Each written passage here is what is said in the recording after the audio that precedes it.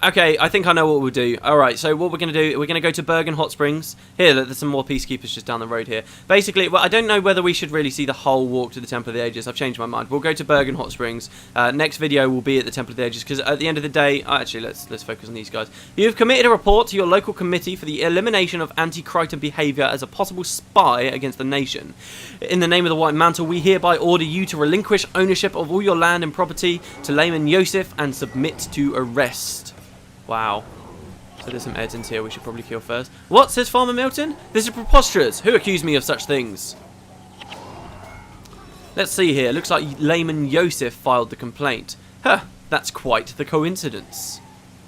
Indeed it is. Coincidence?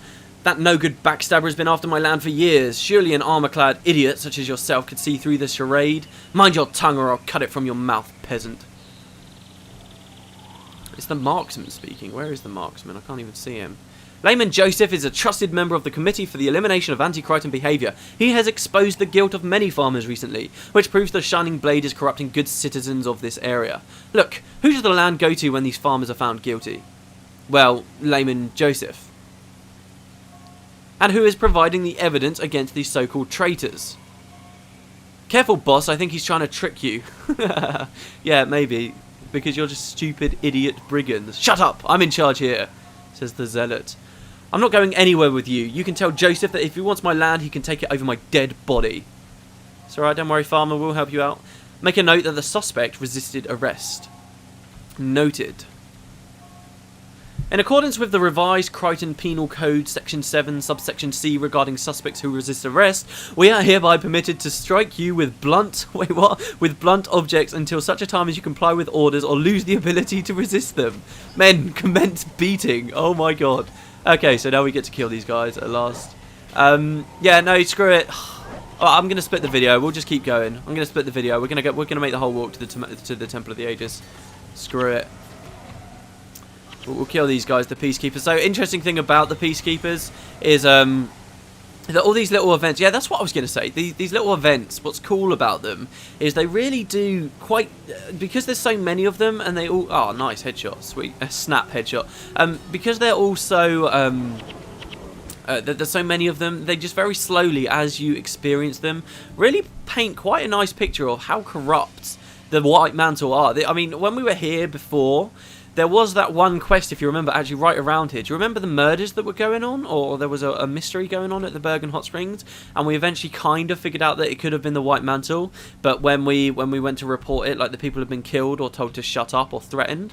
That was quite good, that quest. That really did show that the White Mantle were quite nasty pieces of work. But at the time in the storyline, we weren't 100% sure that they were bad. Then with the main plot, it was actually quite weak, really, wasn't it? Because then it was just sort of revealed, oh, they're murdering people. And it was totally over the top and a little bit unbelievable, and it didn't really portray how they were oppressing the common people. But with the war in Kryta, where there's so many of these little things, they really do paint a brilliant picture. I don't know why I'm going into the hot springs. We don't need to go there. Let's just go this way. See, this is weird. It's like now that I'm actually walking, I'm just assuming I should go to the outpost so I can map back to them.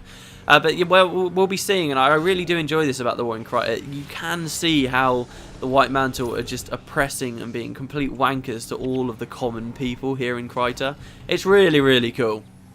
And I'm not actually 100% sure at the moment how many of these little events are. I know that one we just saw, I believe it's random. Like when you go to the area, you've got a random chance of seeing that one or a few different ones. Right now we don't have that many peacekeepers about. One interesting thing actually that we're talking about here that we can see is there are still undead around, which really doesn't make any sense. I'm just going to assume, okay, that the undead we see... I mean, if ArenaNet... This is my point. If ArenaNet went to the effort of changing all of the spawns of all of the enemies in the war in Kryta, you'd think that they would see, oh, hey, look, there are still undead here. This is 8 years after the Vizier was destroyed, after the Lich who was bringing the undead there was destroyed. Why are there still undead about? Or, you know, this is 8 years after the Scepter of All, which may have some control over the undead, or maybe linked with Krytan somehow. That's been gone from Kryta for a long time. It's 8 years since that mysteriously disappeared on the Fire Island chain and is possibly in Arra now. Why are there still undead in Kryta? We don't know. I mean, in Halloween, of course, if you remember, some of those Halloween quests, those take place. Do you remember the one when we went into the mausoleum and went down there? Those actually, in the lore, take place after the war. But we had to see those, obviously, because they're festival quests, and if I didn't show them then, I'd have to wait till 2012, which isn't going to happen. Those happen after the war, and even then, ArenaNet still chose to have undead around in Kryta. So, in my opinion, I think it is simply that it's one of two things. One, it's just that there were a hell of a lot of undead here, and they're still around, and they just need to be finished off. Or two, it's that, do you remember the giant dragon we fought outside the mausoleum, Rotscale? Two, this is the other one, the more interesting one, but the less plausible one, is that Rotscale really is the champion of Krytan, and because the champion, an elder undead dragon champion, is here, that means that there are, like, all the undead are somehow bound to him. And it's not clear, obviously, in the storyline of those Halloween quests where we die. There's not a single quest in the game anymore. There are only some in the beta. It's not a single quest that actually has you go up towards Rotscale. There's not a single one that explicitly has you kill him either. The only one is that Halloween one where you kind of walk past him a little. So, yeah, I don't know about that. Whether sort of he's supposed to be dead or not. It's one of those weird things. But yeah, lots more undead. In fact, I think it's mostly just undead around here, which is a little bit of a shame, but we're going to be going down. In fact, can I just run? Can I just run past the undead? They're weak. I did it when I was soloing the game. Surely I'm still capable. That actually reminds me, I need to rune up my guys. Since we got this new armor, I've not actually upgraded any of the stuff. The heroes, like I said, it's quite tough, the war in Kryta. It can be quite tough, but I've not, like, ruined any of my guys at the moment. I do have, you'll see we've got Casey Whitedale with us. I know, we never really played, but he's a ritualist. I like him. I like that he might have a little bit of a part in the story here, so fine. We'll have him. I have got 3 very powerful characters, a Signet of Spirits, a Soul Twister, and a Necro Ritualist Healer, which I think should be more than enough to keep us alive, as long as we don't go up against some Peacekeepers, which are particularly good at destroying spirits and undead stuff. But we'll cross that bridge if we come to it, but I do want to get my runes up. Anyway, who have we got this time? So we got Scout Milithoran again. Hi. Yeah, you might be noticing this. In the war in Kryta, every time you go into an explorable area, you have a different chance of finding allies coming with you. As the story progresses, the allies that might appear with you actually expand. You'll get different people that start coming with you. There's all these little intricacies, little things to notice. So I'm really looking forward to this Let's Play, actually, because kind of we're going back to, I think, how I was hoping it to be, at least, in the original Guild Wars series, where I could point out so many different things that people miss, because there was a lot of depth in Prophecies. It was just far too easy to miss a lot of it. It's the same here. I mean, I mean, how many of you, actually, you could leave a comment if you want, how many of you here have played Guild Wars but never gone through the war in Kryta? Because, like, when it was coming out, I was super into it. I mean, when all of the updates were coming out, I was right there. I was always there on the forums and in-game looking at the new stuff that might be coming out. Also, we've got some Peacekeepers over here, as you can see. Not many, but there are a few more. Peacekeepers won't be the only things we fight. The enemies, and I'm not going to spoil what sort of enemies come up. You might be able to guess, though. Enemies do ramp up sort of later on, but mostly it's the Peacekeepers for the start, just these bandits that seem to have been hired by the White Mantle. What was I saying? Oh yeah, I was always there about the stuff coming out, but like in game, when I speak to people in the guild, I'd be like, "Oh, have you seen the new War in Kryta stuff? Oh, it's amazing!" And they'd be like, what's War in Kryta? And nobody would just ever understand, and the only people I'd have to share it with were the people on the forums, and in a way that kind of sucked. I mean, there were maybe 2 people that played it with me, but I never really played all the way through. It was mostly just with heroes. I think maybe a part of that sort of me wanting to share just this game with people might have sort of actually led to me wanting to do the Let's Play, as well as obviously having watched a lot at the time of when I started. But yeah, like the Peacekeepers anyway, back to these guys. What else can I say about them? They've got some cool skins, I suppose. These skins, the big hulking guys, I don't think were found anywhere else in the game, or if they were something like those. Oh, what are they? Like the scavengers, the weird things in factions that only arrive in just one place in the entire thing, and that burnt down bit of the city. If those big hulking bandit things are reused assets, there'll be an enemy like that you only see like at one point in the entire game. These other things are mostly, do you remember in Pre-Searing, the bandits that were in Pre-Searing all had a very distinctive look? Well, since pre-searing, which at the end of the day was the first content we ever saw, ArenaNet kind of were like, oh hey, they're pretty cool. How about we make these little dwarf guys that were in pre-searing, you see? How about we make them the actual enemies? Because until War in Kryta came out, they were just like a very weird skin, very weird sort of character model that nobody really understood what the hell they were, and they were just completely ignored ever since then, and that was like it. But with War in Kryta, they came back. There's no law explicitly saying, oh hey, these little midget people, they're obviously not dwarves. The dwarves are stone, so they're not dwarves at all. Don't forget, this is a year after Eye of the North, so the final dungeon we'll see in the dungeon series that's coming along, that in theory has already happened. So stuff that's to do with the Stone Summit that we might see in the dungeons as well has already happened. So they're definitely not dwarves. They're not the Stone Summit or anything like that just chose not to undergo the rite. All the dwarves have become stone. So what the hell are these things? I mean, the fact that ArenaNet brought them back into the game to some degree makes me think, hey, maybe they're significant in some way, but they never said any lore about them, any at all. I mean, are they a weird crossbreed of dwarf people that, I don't know, like crossbred with humans or something? I have no idea. They're not the only peacekeepers, of course. They've got the big hulking weird things that look vaguely like ogres crossed with dredge, and then they've just got the regular human peacekeeper bandit people. One cool thing though about the pre-searing is if you look at this guy here, this guy right here, he is wielding like a weird staff thing. These things basically all the bandits wielded in is that word wielded? Weld? That's what they basically all had in prophecies in pre-searing. But it was never a weapon we could get, and it was never a weapon that appeared outside of there. And this was something that I will always be proud of. There's some Confessor orders here. I'll talk about those next video. This is something I will always be proud of. When they started releasing War in Kryta, they had these staff things outright. And I was like, oh my god, they're wielding the staffs. And it was a skin. It's a cool skin. It's like a staff with two fiery orbs of flame on either side. And I'd always wanted to wield them as weapons, but you could never get them for a skin for your character. And when War in Kryta came out and I saw that the enemies were wielding them, I just, from that moment, I said, they are definitely going to be a reward in War in Kryta. You're going to be able to equip that skin eventually. And guess what? It's true. You can. There's a couple of green drops that come down. I'm not sure if any of the end game drops you can do that with, because basically the end here will get a unique set of weapons called oppressor weapons, but there are also some other things you can get at the end. That have got different skins. I'm not sure if it's one of those, but you can definitely wield the thing now. It's actually quite a good fire staff, if I remember rightly, which is really cool. So anyway, back out into the Black Curtain. There were no events there. Really? I was sure there was some in the Cursed Land. The thing is with them, they're kind of random, obviously. It's not a 100% chance to get them every time. You don't have a 100% chance of getting the ally you want every time. Actually, when I filmed the end of Eye of the North, you know that little spot that by the bridge that I filmed it at? That was so annoying because people kept appearing.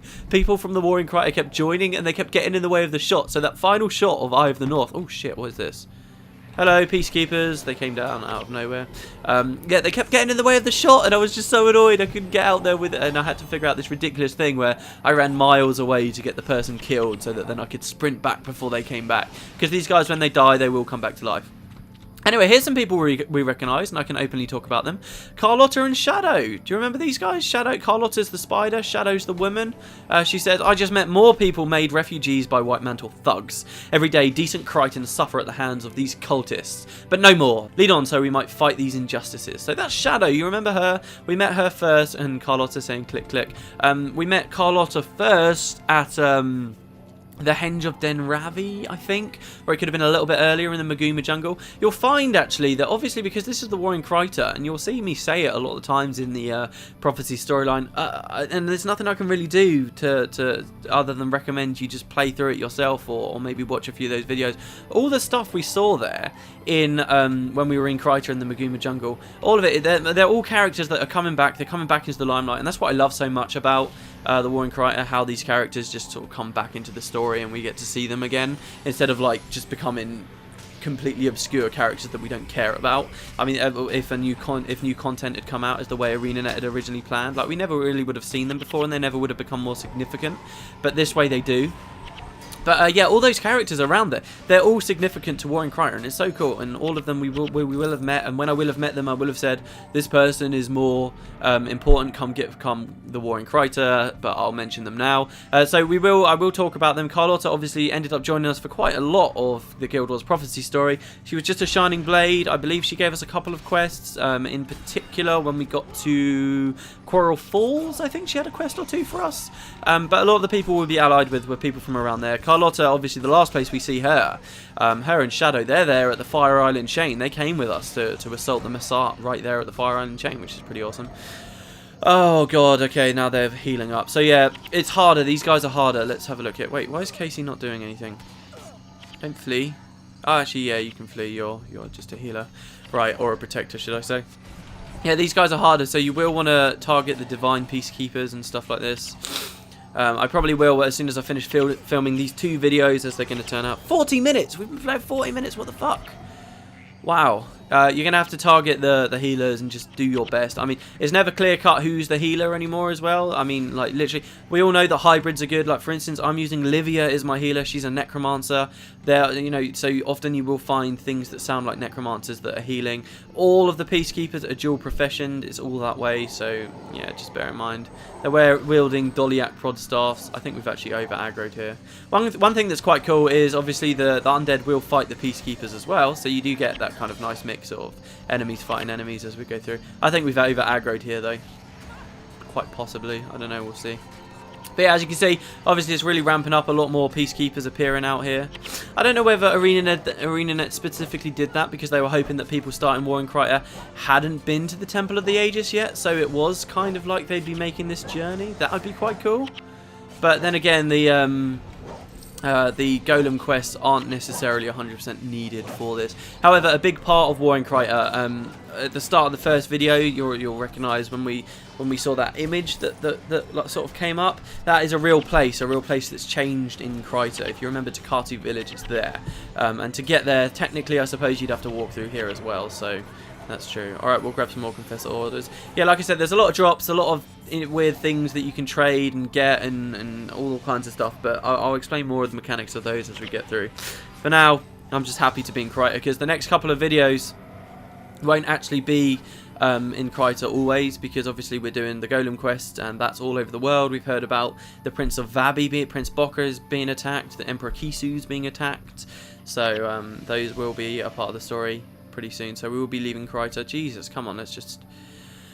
Why is the Temple of the Ages so far out of the way? One thing that I always used to do when I first played the game, I used to think you could just get there from Divinity Coast. I always used to make that walk, because it looks like you could. It really does, but you can't, so I'm just going to run past.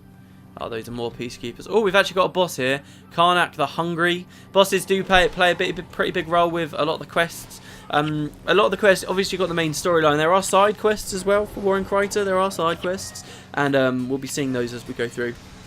And they're mostly all repeatable. A lot of them are to do with the bosses. You get bounties for the bosses. We'll cross that bridge when we come to it, though. All the bosses have got chances to drop cool, unique greens and stuff. I played all of Warring Kryta on 2 characters, maybe 3, and I've never had one of the drops. So, as you know, laws of statistics would go, hopefully that means in these videos I'll get one. But I will tell you you guys that they do exist, just in case I don't get one. And in fact, if you're playing along with me, don't be too sad if you don't end up getting one.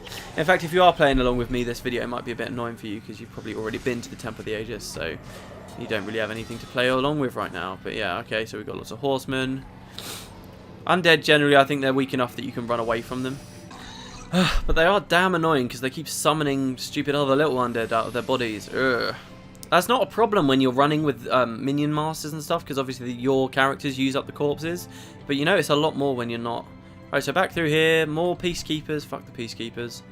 See, the White Mantle...